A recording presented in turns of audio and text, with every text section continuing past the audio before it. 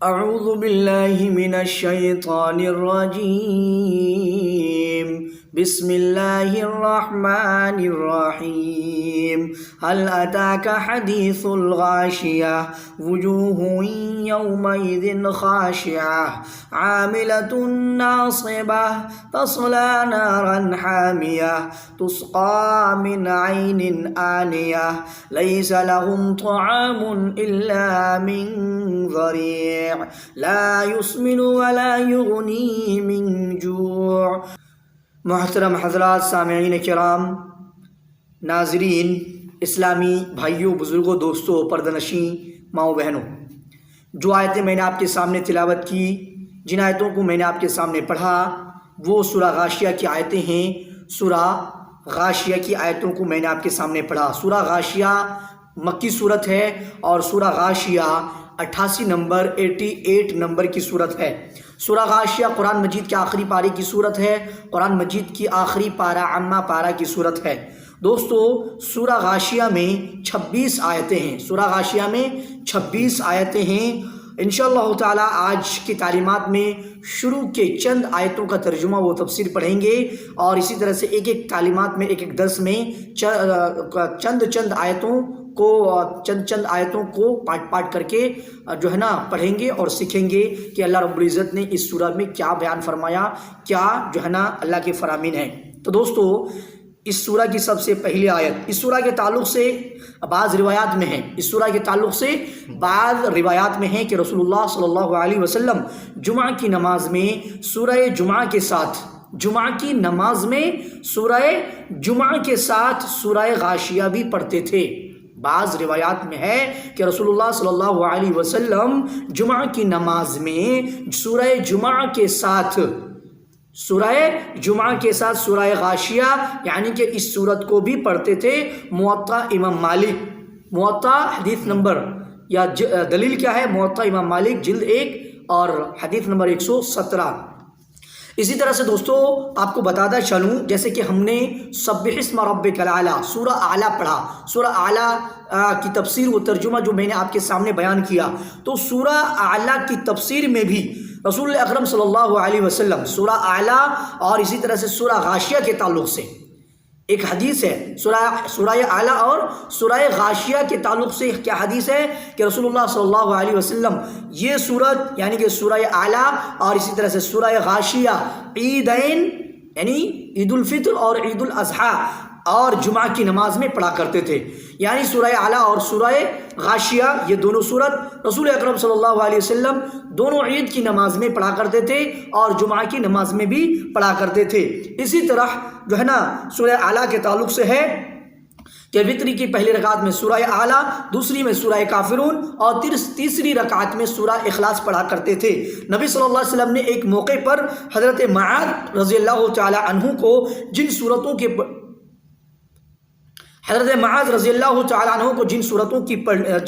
کے پڑھنے کی تلقین کی تھی، ان میں ایک یہ بھی صورت یعنی سورہ اعلیٰ بھی تھی۔ تو دوستو، یہ یہاں پہ ایک جو حدیث ہے سورہ اعلیٰ کے تفسیر میں کہ رسول اللہ صلی اللہ علیہ وسلم سورہ غاشیہ، سورہ اعلیٰ عیدین اور جمعہ کی نماز میں پڑھا کرتے تھے، یہاں پہ ایک حدیث ہے۔ اور ایک بعض روایات میں یہ ہے کہ رسول اللہ صلی اللہ علیہ وسلم جمعہ کی نماز میں سورہ جمعہ کے ساتھ سورہ غاشیہ بھی پڑھتے تھے۔ تو اب ہم چلتے ہیں، یہ تو ہم نے جان لی سورہ کے تعلق سے کہ نبی اکرم صلی اللہ علیہ وسلم اس سورت کو کون سی نماز میں پڑھتے تھے۔ تو دوستو اب پڑھ دیں گے هل اتاک حدیث الغاشیہ، هل اتاک حدیث الغاشیہ، کیا تجھے بھی چھپا لینے والی کی خبر پہنچی ہے؟ کیا تجھے بھی هل اتاک حدیث الغاشیہ، غاشیہ چھپا لینے والی، غاشیہ چھپا لینے والی، کیا تجھے بھی چھپا لینے والی یعنی قیامت،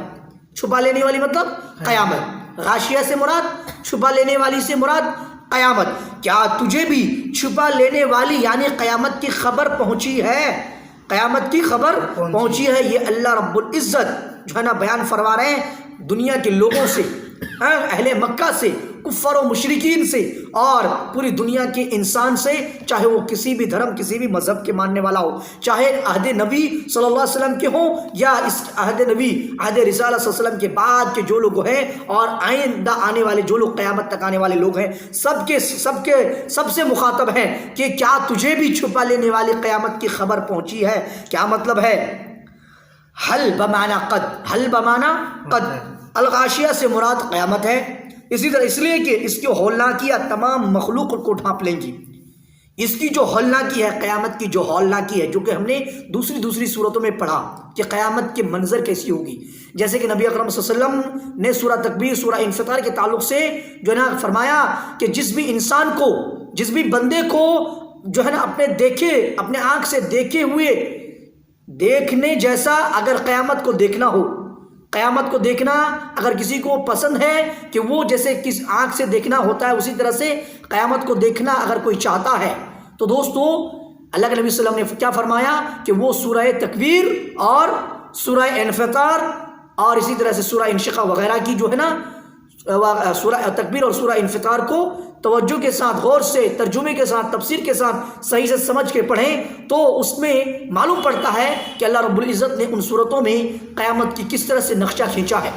قیامت کی منظر کو کس طرح سے جو ہے نا وہاں پہ دکھایا ہے، اس صورت کے اندر کس طرح سے اس قیامت کے سین کو جو ہے نا ایک طرح سے کریٹ کر کے قرآن کی، اللہ کے کلام کی شکل میں اللہ نے یہاں پہ بیان فرمایا۔ تو دوستو جس طرح سے ہولناکی، قیامت کی جو ہولناکیاں ہوں گی تو اس میں قیامت کے ہولناکیاں سے جو ہے نا ہر لوگ کیا ہو جائیں گے، تمام مخلوق کو ڈھانپ لیں گی،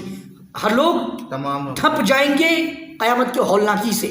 اس لیے الغاشیہ جو ہے نا چھپا لینے والی، ڈھانپنے والی جو ہے نا یہاں پہ ورڈ استعمال کیا ہے، الغاشیہ کا لفظ استعمال کیا ہے، کیونکہ قیامت کی جو ہولناکیاں ہیں اور قیامت کی جو ہولناکیاں اور دردناک ہیں وہ تمام مخلوق کو جو ہے نا ڈھانپ لیں گی، چھپا لیں گی اپنے اندر۔ تو اللہ تعالیٰ کا حدیث الغاشیہ کہ تجھے بھی چھپا لینے والی یعنی قیامت کی غاشیہ کی خبر پہنچی ہے۔ وجوہ یومئذ خاشعہ، اس دن بہت سے چہرے ذلیل ہوں گے، یعنی جس دن قیامت ہوگی، قیامت قائم ہوگی، قیامت واقع ہوگی، وجوہ یومئذ خاشعہ، اس دن بہت سے چہرے ذلیل ہوں گے۔ کیا ہوں گے؟ ذلیل ہوں گے، یعنی کافروں کے چہرے، بہت سے چہرے ذلیل ہوں گے۔ تو خاشعہ مطلب کہ کس کے چہرے؟ بہت سے چہرے سے مراد کافروں کے چہرے، انکار کرنے والوں کے چہرے، جو جھٹلانے والے لوگ ہیں، جو قرآن و حدیث سے اعراض کرنے والے لوگ ہیں، قرآن و حدیث کا انکار کرنے والے لوگ ہیں، رسول اللہ صلی اللہ علیہ وسلم کی تکذیب کرنے والے جو لوگ ہیں، ان کے چہرے کیا ہوں گے؟ ذلیل ہوں گے۔ کیا ہوں گے؟ جلیل ہوں گے۔ خاشعۃ کے معنی ہے جھکے ہوئے، پست اور ذلیل، جھکے ہوئے، پست اور ذلیل۔ وجوہ یومئذ خاشعہ، خاشعۃ جو یہاں پہ ہے نا تو خاشعۃ کا مطلب جھکا ہوا، پست اور ذلیل۔ تو میرے اسلامی بھائیوں اس دن، اس قیامت کے دن، قیامت کے ہولناکیوں کے ٹائم میں بہت سے چہرے ذلیل ہوں گے، بہت سے چہرے رسوا ہوں گے۔ عاملۃ ناصبہ، محنت کرنے والے تھکے ہوئے، تصلی نارا حامیہ، وہ دہتی ہوئی آگ میں جائیں گے۔ عاملۃ ناصبہ، محنت، عمل کرنے والے، محنت کرنے والے، ناصبہ تھکے ہوئے، تصلی نارا حامیہ، تصلی جائیں گے نارا حامیہ، دہتی ہوئی آگ میں۔ میرے اسلامی بھائیو ناصبۃ کے معنی ہے، ناصبۃ کے معنی ہے تھکے ہوئے، تھک کر چور ہو جانے والے، ناصبۃ تھک کر چور ہو جانے والے، یعنی انہیں اتنا پرمشقت عذاب ہوگا، یعنی ان کافروں کو جن کے چہرے ذلیل ہوں گے، جن کے چہرے ذلیل ہوں گے، اس دن بہت سے چہرے ذلیل ہوں گے۔ یہ چہرے ذلیل ہونے والے لوگ کون ہیں؟ کون لوگ ہیں؟ تو عاملۃ ناصبہ، یہ چہرے جن کے ذلیل ہوں گے وہ کافر ہوں گے، اور عاملۃ ناصبہ، اور وہ کافر محنت کرنے والے تھکے ہوئے ہوں گے۔ کیا مطلب؟ ناصبۃ کے معنی تھک کر چور ہو جانے والے، یعنی ان کافروں کو انہیں اتنا پرمشقت اور اتنا فل عذاب دیا جائے گا، اتنا پرمشقت عذاب ہوگا انہیں کہ اسے ان کا سخت برا حال ہوگا، اس عذاب سے، پرمشقت عذاب سے اس کا سخت برا حال ہوگا۔ اس کا ایک دوسرا مفہوم یہ بھی ہے، ایک مطلب تو یہ ہو گئی، ایک دوسرا مفہوم یہ ہے کہ دنیا میں عمل کر کر کے تھکے ہوئے ہوں گے، دنیا میں عمل کر کر کے کیا ہوں گے؟ تھکے ہوئے ہوں گے، یعنی بہت عمل کرتے رہے ہوں گے، لیکن وہ عمل باطل مذہب کے مطابق یا بدعات پر مبنی ہوں گے۔ ایک تو مطلب وہ ہو گئی کہ تھک کر چور ہو جانے والے، یعنی انہیں اتنا پرمشقت عذاب ہوگا کہ اس سے ان کا سخت برا حال ہوگا۔ اور یہ عذاب کیوں ہوگا؟ کیونکہ اس نے دنیا میں رہ کر اللہ کے فرائض، اللہ کے احکامات کی پابندی نہیں کی ہوگی، اور اسی طرح سے جو ہے نا یہ کافی لوگ انکار کرنے والے لوگ، جھٹلانے والے لوگ، تکذیب کرنے والے لوگ، اور اسی طرح سے قرآن کو جو ہے نا قرآن کو جھوٹی کتاب اور قصے کہانیاں کہنے والے لوگ، اور اسی طرح سے نبی اکرم صلی اللہ علیہ وسلم کے اوپر جو ہے نا ابھدر اور غلط سلط ٹپڑیاں کرنے والے لوگ جو ہوں گے یہ ان کے چہرے ذلیل ہوں گے، اور اللہ نے فرمایا کہ وہ محنت کرنے والے تھکے ہوئے ہوں گے۔ تو ان کے کرتوت کی وجہ سے، دنیاوی کرتوت کی وجہ سے انہیں جو ہے نا ان کے دنیاوی کرتوت کی وجہ سے ان کو پر مشقت ایک دم سے فل عذاب دیا جائے گا، اور اس سے وہ ایک دم سے تھک کر چور ہو جائے،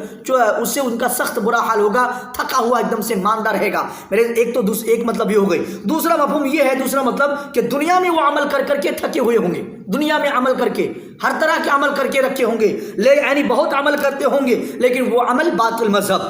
وہ عمل باطل مذہب، یعنی باطل مذہب مطلب جو اللہ کو پسندیدہ نہیں ہے، اللہ کے دین کے لیے اللہ کی جو مذہب ہے، اللہ نے جو دین نازل فرمایا، جو نازل کیا، اس دین کے مطابق نہیں ہوگی، بلکہ باطل مذہب کے مطابق ہوگی، اور اسی طرح سے یا پھر کیا ہوگی، بدعات پر مبنی ہوں گے۔ اگر دین اسلام کے ہی مطابق ہوں گے لیکن وہ بدعات پر مبنی ہوں گے ان کا عمل، اس لیے عبادات اور اعمال شاقہ کے باوجود، اس لیے عبادات کام محنت کرنے کے باوجود اور عمل شاقہ یعنی جو ہے نا باطل مذہب کے مطابق جو عمل کیے ہوں گے، بدبخت والا عمل، اس کے باوجود وہ جہنم میں جائیں گے۔ چنانچہ اسی مفہوم کی روشنی سے، یہ دوسرا جو مفہوم ہے، اسی مفہوم کی روح سے حضرت ابن عباس رضی اللہ تعالی عنہما نے عاملۃ الناصبہ سے نصارہ مراد لیے ہیں، عاملۃ الناصبہ سے مراد نصارہ لیے ہیں۔ صحیح البخاری حدیث نمبر بعد حدیث 4941 آگے اللہ نے فرمایا تَصْلَىٰ نَارًا حَامِيَةً، وہ دہکتی ہوئی آگ میں چلے جائیں گے، یعنی دنیا میں محنت کرتے رہے ہوں گے، تھکے ہوئے ہوں گے، محنت کر کے بہت عمل کرتے رہے ہوں گے، لیکن وہ عمل باطل مذہب کے مطابق ہوگا اور بدعات پر مبنی ہوں گے، جس کی وجہ سے ان کا یہ عمل، ان کا یہ عبادات اور ان کا یہ برا عمل، یہ ان کا برا کرتوت اعمال شاقہ کوئی بھی کام نہیں آئے گا، بلکہ ان اعمال کو کرنے کے باوجود اور اسی طرح سے باطل مذہب کے مطابق عبادت کرنے کے باوجود وہ جہنم میں چلے جائیں گے، جہنم میں چلے جائیں گے۔ تسقى من عین آنیہ، اور انہیں نہایت گرم چشمے کا پانی پلایا جائے گا۔ جو جہنم میں چلے جائیں گے، ذلیل ہونے والے لوگ، محنت کرنے والے تھکے ہوئے لوگ جو دہکتی ہوئی آگ میں چلے جائیں گے، انہیں کیا کرے گا؟ انہیں نہایت گرم چشمے کا پانی دیا جائے گا، نہایت گرم یعنی بہت ہی زیادہ گرم چشمے کا پانی، جھرنے کا پانی کیا کرے گا؟ دیا جائے گا۔ یہاں وہ سخت کھولتا ہوا پانی مراد ہے، وہ سخت کھولتا ہوا، جب ہم ہانڈی میں پانی ابالتے ہیں نا، کوئی چیز میں برتن میں ایک دم کھولتا کیسا ہے، پوری طرح سے گرم ہو جاتا ہے، کھل کھولتا ہے۔ تو دوستو یعنی وہ اس سے یہ جو گرم چشمے کا پانی پلایا جائے گا، مطلب سخت کھولتا ہوا پانی مراد ہے، جس کی گرمی انتہا کو پہنچی ہوئی ہو، جس کی گرمی ایک دم سے آخری حد تک پہنچ گئی ہو۔ فتح القدیر تسقى من عین آنیہ، انہیں نہایت گرم چشمے کا پانی پلایا جائے گا۔ لیس لہم طعام الا من ضریع، ان کے لیے سوائے کانٹے دار درختوں کے اور کچھ کھانا نہ ہوگا۔ ایسے لوگوں کے لیے جو یہاں پہ ذکر کیا گیا، اللہ نے جن لوگوں کے بارے میں یہاں پہ بتلایا، بیان کیا ہے، اللہ نے فرمایا لیس لہم، آیت نمبر 6 میں کہ لیس لہم، ان کے لیے کچھ بھی نہیں ہے، نہ کھانا، الا من ضریع، سوائے کانٹے دار درختوں کے، یعنی ان کے لیے صرف اور صرف کانٹے دار درخت کا ہی کھانا ہے، ان کے لیے صرف اور صرف کانٹے دار درخت کا ہی کھانا، ان کے لیے سوائے کانٹے دار درختوں کے اور کچھ بھی کھانا نہ ہوگا۔ یا ایک کانٹے دار درخت ہوتا ہے، یا ایک کانٹے دار درخت ہو جائے جسے خشک ہونے پر جانور بھی کھانا پسند نہیں کرتے۔ کانٹے دار درخت ہوتا ہے جسے خشک ہونے پر، جو درخت سوکھ جانے پر جانور بھی کھانا نہیں پسند کرتے، ایسی درخت ہے۔ ایسے درخت ان لوگوں کو، جہنم میں دہکتی ہوئی آگ میں جانے والے لوگوں کو، ذلیل ہونے والے لوگوں کو، محنت کر کے دنیا میں باطل مذہب اور بدعات پر عمل کرنے والے لوگوں کو جو ہے نا دیا جائے گا ایسی درخت کا کھانا، جسے جو درخت خشک ہو جانے کے بعد، سوکھ جانے کے بعد جانور بھی کھانا نہیں پسند کرتے، ایسے ایک درخت کا کھانا انہیں دیا جائے گا، اس درخت کے علاوہ کوئی بھی کھانا اسے نہیں دیا جائے گا۔ بہرحال یہ بھی زقوم کی طرح، ایک زقوم وہاں پہ سورہ واقعہ میں ان شجرۃ الزقوم ایک پیڑ کا نام ہے، ایک درخت کا نام ہے، یعنی جو ہے زقوم بھی اسی طرح سے ایک دم سے کانٹے دار درخت کا نام ہے، کانٹے دار درخت کا نام ہے۔ تو یہاں پہ کیا فرمایا کہ بہرحال یہ بھی زقوم کی طرح ایک نہایت تلخ بدمزہ اور ناپاک ترین کھانا ہوگا، جو جزو بدن بنے گا نہ اس سے بھوک ہی مٹے گی۔ یعنی یہ زقوم پودے کی طرح، زقوم درخت کی طرح جو کہ جہنمیوں کو زقوم دیا جائے گا، میرے اسلامی بھائیوں یہ زقوم درخت کی ہی طرح ایک نہایت تلخ، ایک بدمزہ، ایک دم سے ناپاک ترین کھانا ہوگا، جو جزو بدن بنے گا، جو جزو بدن بنے گا اس سے بھوک نہیں مٹے گی، اس سے بھوک نہیں مٹے گی۔ یہاں پہ اللہ نے بیان بھی فرما دیا کہ ان کے لیے سوائے کانٹے دار درختوں کے اور کچھ کھانا نہ ہوگا، لا یسمن ولا یغنی من جو نہ موٹا کرے گا نہ بھوک مٹائے گا۔ ایسا کھانا، ایسا درخت کا کھانا جسے جو درخت سوکھ جائے، خشک ہو جائے تو جانور بھی کھانا نہیں پسند کرے، ایسے درختوں کا کھانا اسے جو ہے نا دھکتی ہوئی آگ میں جہنم میں جانے کے بعد جہنمیوں کو، کافروں کو دیا جائے گا۔ اور اس درخت کے کھانے سے، اس درختوں کے کانٹے دار درخت کے کھانے سے نہ ہی وہ موٹا ہوگا اور نہ ہی اس کی بھوک مٹے گی۔ اور میرے اسلامی بھائی لا یسمن ولا یغنی من جوع، جو نہ موٹا کرے گا نہ بھوک مٹائے گا۔ یہ تو ہو گئی بات۔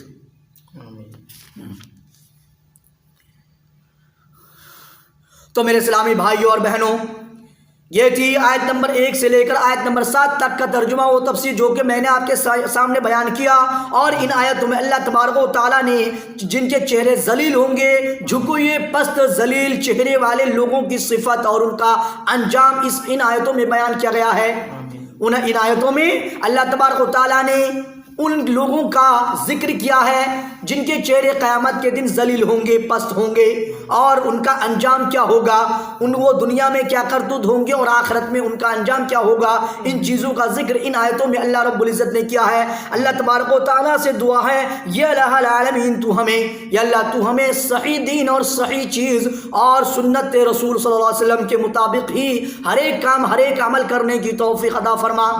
یا الہ العالمین تو ہماری حفاظت فرما، یا اللہ تو ہمیں دین اسلام پر یا اللہ استقامت رہنے اور استقامت رکھنے کی اللہ توفیق عطا فرما۔ یا الہ العالمین یا اللہ تو بدعات سے کوسوں دور رہنے کی توفیق عطا فرما۔ یا الہ العالمین بدعت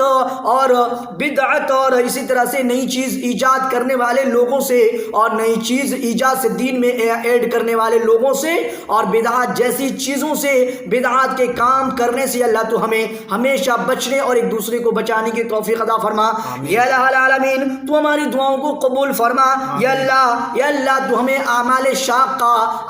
شاقہ، برے اعمال، بدبخت اعمال سے اللہ تو ہمیں کوسوں دور رہنے کی توفیق عطا فرما۔ یا الہ العالمین تو ہماری گناہوں کو معاف فرما، ہماری لغزشوں کو، خطاؤں کو معاف فرما، ہماری نیکیوں کو قبول فرما۔ یا اللہ ہم جو بھی کام کرتے ہیں، جو بھی کام سر انجام دیتے ہیں، اللہ ان اعمال کو قبول فرما۔ یا الہ العالمین ربنا تقبل منا انک انت السمیع العلیم، وصلی اللہ تعالی علی خیر خلق محمد وآلہ وصحبہ اجمعین، وآخر دعوانا ان الحمد للہ رب العالمین۔ السلام علیکم ورحمۃ اللہ۔